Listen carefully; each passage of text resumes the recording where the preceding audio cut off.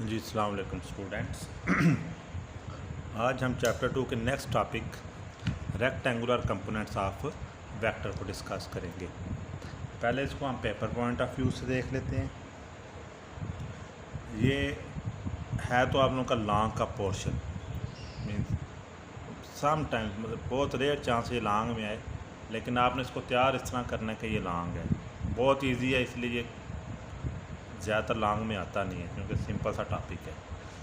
So short के हवाले से या समझने के हवाले से इस लिहाज से इम्पॉर्टेंट है कि आपका चैप्टर का रिमेनिंग सारा पार्ट चैप्टर 2 वो सारा एक इस टॉपिक के ऊपर डिपेंड करता है।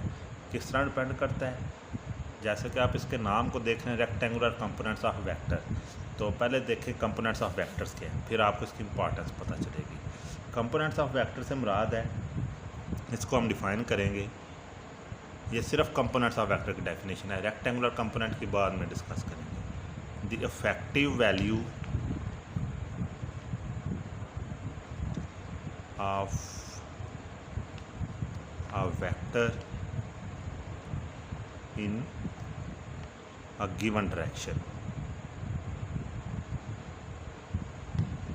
Is called component of vector. Means किसी भी वेक्टर की किसी भी डायरेक्शन में जो अफेक्टिव वैल्यू है। अब ये अफेक्टिव वैल्यू को समझना असल पॉइंट है, क्योंकि आगे आपका सारा जितने भी आपने करने हैं लॉन्ग क्वेश्चन वो सारे एक इस चीज़ के ऊपर डिपेंड करती है। अच्छा, अफेक्टिव वैल्यू से मुराद ये है, फॉर एग्ज़ाम्पल आपके पास एक पॉइंट है, पॉइंट P, जिसके कोऑर्डिनेट्स हमारे पास 4 और 5 है। अब इसका मतलब ये है कि ये जो आपका पॉइंट है ना, ये कार्टेशियन कोऑर्डिनेट में या XY प्लेन में 4 दर्जे X एक्सिस की तरफ है और 5 दर्जे Y एक्सिस की तरफ है। मतलब इसकी इफेक्टिव वैल्यू X एक्सिस में 4 पॉइंट्स और Y एक्सिस पे 5 है। सो ये इसकी इफेक्टिव वैल्यू कहलाती है। लेकिन ये हमारा टॉपिक नहीं है, हमारा टॉपिक है रेक्टेंगुलर कंपोनेंट्स ऑफ वेक्टर। अच्छा, ये जो कंपोनेंट्स ऑफ वेक्टर्स है ना, अगर ये आपस में एक दूसरे के साथ हो जाए 90 डिग्री के एंगल पे, तो ये रेक्टेंगुलर कंपोनेंट्स बन जाते हैं। सो इसको हम डिफाइन करेंगे, the components of a vector. ये तो वो सेम है, component of vector, rectangular component of vector की ये लाइन सेम है। The component of vector which are perpendicular to each other are called rectangular components of vector. Means अगर जो components of vectors आपने डिस्कस किए हैं वो आपस में 90 डिग्री के एंगल पे हैं, तो वो रेक्टेंगुलर कंपोनेंट्स बन जाएंगे। अब यहाँ पे समझने वाली बात यह है कि ये 2 भी हो सकते हैं रेक्टेंगुलर कंपोनेंट, या सिंपल कंपोनेंट भी 2 भी हो सकते हैं, 3 भी हो सकते हैं। क्योंकि अगर हमारे पास ये जो ऊपर मैंने एग्जांपल लिया है P=4 5, इसी को हम इस तरह भी कर सकते हैं P=4 5 6 मीन्स XY Z। अच्छा, अब ये जो तीनों है ना XY Z, ये हमेशा आपस में परपेंडिकुलर होते हैं, ये तो हमने पढ़ा हुआ है पहले। सो ये जो XY Z है ना, या अगर यूनिट वेक्टर की फॉर्म में बात करें तो IJK है, तो ये IJK जो है ना, ये आपस में रेक्टेंगुलर कंपोनेंट्स हैं। ठीक है, अब आ जाए जी, इनको हमने फाइंड किस तरह करना है रेक्टेंगुलर कंपोनेंट्स को, और रेक्टेंगुलर कंपोनेंट्स की मदद से हमने किसी भी वेक्टर को किस तरह फाइंड आउट करना है। 2 काम हमने करने हैं, एक कि हमने वेक्टर से उसके कंपोनेंट्स फाइंड आउट करने हैं, और फिर कंपोनेंट से वेक्टर को फाइंड आउट करना है। फ़र्ज़ करें हमारे पास एक पॉइंट P है XY प्लेन में, जिसको हमने ये ओरिजिन से O से मिला दी, आपके पास पॉइंट P, और इसको आप कह लें let's suppose we have a vector A। अब इसके कौन कौन से कंपोनेंट्स बनेंगे, वो जो मैंने पीछे समझाया है। पहले हम इसके X एक्सिस की तरफ जाएंगे, तो यहाँ से लेके यहाँ तक जो एरिया वो हमारे पास इसका वेक्टर, इसका कंपोनेंट बनेगा AX, और फिर Y एक्सिस की तरफ जाएंगे तो ये हमारे पास यहाँ से लेके यहाँ तक जो एरिया वो हमारे पास AY बनेगा। हम AX इधर भी ले सकते हैं, हम AX को इधर भी ज़ूम कर सकते हैं, और AY हम इधर भी ले सकते हैं, और AY हम इधर भी ज़ूम कर सकते हैं। ये इस चीज़ से कोई प्रॉब्लम नहीं है। सो हमारे पास वेक्टर A है, उसके दो कंपोनेंट्स हमारे पास बन गए हैं, एक एक्स एक्सिस की तरफ उसको हम ए एक्स कह लेंगे, एक वाई एक्सिस की तरफ जिसको हम ए वाई कह लेंगे। इस पॉइंट को हम कह लेते हैं पॉइंट एम और इस पॉइंट को हम कह लेते हैं पॉइंट एन। ठीक हो गया जी। अब हमने इस वेक्टर के कंपोनेंट्स फाइंड आउट करने हैं, तो हम किस तरह फाइंड आउट करेंगे? अच्छा सिंपल सा रूल है। पहले तो इस वेक्टर को देखेंगे कि by head to tail rule means हमने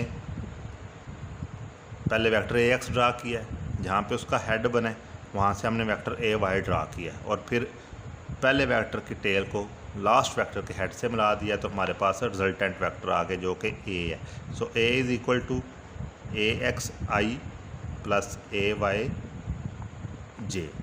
ठीक हो गया। अब ए एक्स आई और ए वाई जे हमारे पास रेक्टेंगुलर कंपोनेंट्स हैं क्योंकि ये आपस में 90 डिग्री के एंगल पे हैं। अब हमने फाइंड आउट करना है एक्स कंपोनेंट पहले, और एक्स कंपोनेंट ऑफ वेक्टर ए जो है ना उसको फाइंड करने के लिए हम लगाएंगे, हमारे पास एक ट्राइंगल है ये जो ऊपर बनी हुई है ओ एम पी, सो या ओ पी एम कह लें, एक ही बात है, कोई फ़र्क नहीं इसमें। So in right angle O M P हम कास का लगाएंगे क्योंकि एक्स एक्सिस कास थीटा के ऊपर है। So O M over O P is equal to cos theta. O M किसके इक्वल है? ए एक्स के। ओ पी किसके इक्वल है? वेक्टर ए के। या इसको हम कह लें कि ये हमारे पास हाइपोटेन्यूज वतर है और ये हमारे पास बेस है। तो ये cos theta and A X is equal to A cos theta. ये फार्मूला आपने याद रखना है, आगे पूरी बुक में यही यूज़ होना है। A X is equal to A cos theta means X component of vector A is equal to A vector multiply by cos theta, मतलब जो भी एंगल इन दोनों के दरमियान बन रहा है। अब नेक्स्ट पे आ जाए, हमने वाई कंपोनेंट फाइंड आउट करना है। डेट आज की लिख लें 09/21। सो आज इसके ऊपर हम लगाएंगे तो हमारे पास यहाँ पे हम साइन थीटा का फार्मूला यूज़ करेंगे। Sine theta is equal to P M over O P, वो जो पीछे हमने डायग्राम बनाई हुई थी। सो ये आपके पास बन जाएगा sine theta is equal to A Y over A. So simple words में इसको लिख लेंगे A Y is equal to A sine theta. ठीक हो गया जी। दोनों कंपोनेंट्स आपके पास आ गए। ये सिंपल तरीका है वेक्टर के कंपोनेंट्स फाइंड आउट करने का। दो फार्मूले हैं, A X is equal to A cos theta, A Y is equal to A sine theta. वो जो z वाला फैक्टर है, z वाला कंपोनेंट है, वो जब हम z वाले कंपोनेंट को डिस्कस करेंगे या 3D को डिस्कस करेंगे वो तब हम दिखेंगे। अब आ जाए जी, हमने फाइंड आउट करना है फाइंड वेक्टर फ्रॉम कंपोनेंट्स। आगे हमने क्या किया, हमने कंपोनेंट फाइंड किए हैं वेक्टर से। अब उल्ट है, अब हमने वेक्टर फाइंड आउट करना है कंपोनेंट्स की मदद से। सो अगेन अब यहाँ पे हम लगाएंगे पाइथागोरस थ्योरम। अच्छा पहले समझ लें वेक्टर में क्या क्या फाइंड करना होता है। वेक्टर में दो चीज़ें होती हैं, एक इसका मैग्नीट्यूड, दूसरा इसकी डायरेक्शन। ठीक है। So for magnitude of vector A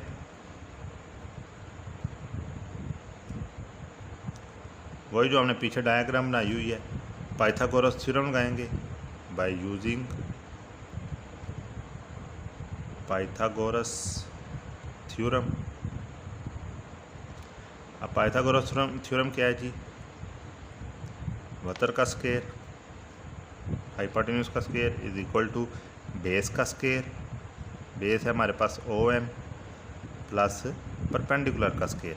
O P जो है हमारे पास वेक्टर है वो ए स्क्वायर है, जो ओ एम है वो ए एक्स का स्क्वायर है, और जो एम पी है वो हमारे पास ए वाई का स्क्वायर है। So magnitude of vector A will be equal to a under root X component of vector का square plus Y component of vector का स्क्वायर। सो इसकी मदद से हम वेक्टर को कंपोनेंट्स की मदद से हमने वेक्टर का फाइंड आउट कर लिया मैग्नीट्यूड। अब आ जाए, हमने फाइंड आउट करनी है सेकंड चीज़ जो एक वेक्टर की होती है, वो होती है डायरेक्शन। क्योंकि वेक्टर दो ही चीज़ों से मिलकर बना होता है, एक उसका डायरेक्शन, दूसरी उसका मैग्नीट्यूड। अच्छा अब डायरेक्शन के लिए हम टैन थीटा यूज़ करेंगे। टैन थीटा हमें पता है परपेंडिकुलर है एम पी, और बेस है हमारे पास OM। So tan theta is equal to AY over AX and हमने डायरेक्शन फाइंड आउट करना तो थीटा इधर ही रहेगा। So theta is equal to tan inverse y component of A vector and x component of A vector. So component of vector को use करते हुए हमने डायरेक्शन भी फाइंड आउट कर लिया और मैग्नीट्यूड भी फाइंड आउट कर लिया। ये हमारा आज का टॉपिक था। रिपीट कर देता हूँ मैं सारा आपको। सबसे पहले इस टॉपिक में हमने किया इसकी डेफिनेशन। डेफिनेशन क्या है जी? The effective value of a vector in any given direction. ये है सिर्फ कंपोनेंट ऑफ वेक्टर। उसके बाद जो हमारा टॉपिक है रेक्टेंगुलर कंपोनेंट्स, उसकी डेफिनेशन है the components of a vector which are perpendicular to each other. मतलब अगर कंपोनेंट ऑफ अ वेक्टर एक दूसरे के साथ 90 डिग्री के एंगल पे हैं तो फिर वो रेक्टेंगुलर कंपोनेंट कहलाएंगे। अब हमने रेक्टेंगुलर कंपोनेंट फाइंड आउट करने हैं एक वेक्टर के। उसके लिए हमने ये डायग्राम बनानी है। हमारे पास एक वेक्टर है, वेक्टर A, जो कि पॉइंट O से शुरू होकर पॉइंट P तक है। इसके जो रेक्टेंगुलर कंपोनेंट्स हैं वो AX और AY है। उनकी वैल्यू को फाइंड आउट करने के लिए हमने cos थीटा और sin थीटा को यूज़ करना है, का फार्मूला यूज़ करना है। cos थीटा से हमारे पास x एक्सिस निकल आएंगे, y और sin थीटा से हमारे पास y कंपोनेंट निकल आएगा। फिर इन कंपोनेंट्स को यूज़ करते हुए वेक्टर से हमने फाइंड आउट करना है। तो वेक्टर फाइंड आउट करने का दो चीज़ें चाहिए, एक मैग्नीट्यूड के लिए हम पाइथागोरस थ्योरम लगाएंगे, दैट इज हाइपोटेन्यूज का square is equal to base का स्क्वायर प्लस परपेंडिकुलर का स्क्वायर। उसका आंसर जब आ जाएगा तो फिर हमने डायरेक्शन फाइंड आउट करनी है। तो direction of vector A is equal to tan theta is equal to AY over AX and we only need theta. So theta is equal to tan inverse AY over AX। सो ये आज का topic था, बड़ा important topic है समझने के हवाले से, क्योंकि आगे सारा आपकी इस चैप्टर की बेसिस एक टॉपिक के ऊपर है। कोई भी क्वेश्चन हुआ तो ज़रूर पूछिएगा और फीडबैक ज़रूर दीजिए ताकि पता चले कि ये आप लोगों को क्वेश्चन है, कोई क्यूरी है तो उसको सॉल्व कर सकें। इंशाल्लाह नेक्स्ट टॉपिक के साथ कल अपना लेक्चर स्टार्ट करेंगे।